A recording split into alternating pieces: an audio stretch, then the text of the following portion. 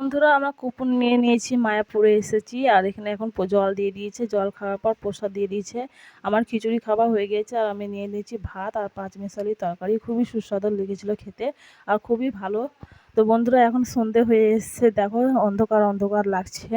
আর আমরা দেখে নিলাম পুরো মায়াপুরটা একবার ঘুরে, এখন আমাদেরকে এবার বাড়ি যেতে হবে। তো মনটা খুবই খারাপ করছে।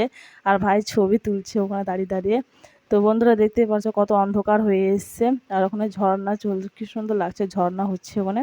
তো বন্ধুরা আমরা রওনা দিয়ে দিয়েছি।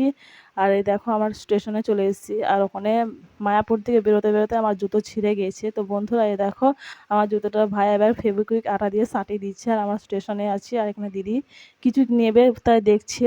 তো বন্ধুরা আমরা মায়াপুর থেকে বাড়ি এসে গেছি। আর এগুলোই কিনেছিলাম, তখন দেখাতে পারিনি, তো দেখিয়ে দিলাম এখন তোমাদের। আজকের এই ভিডিওটা কেমন লেগেছে তোমরা অবশ্যই বন্ধুরা আমরা কুপন নিয়ে নিয়েছি, মায়াপুরে এসেছি। আর এখানে এখন জল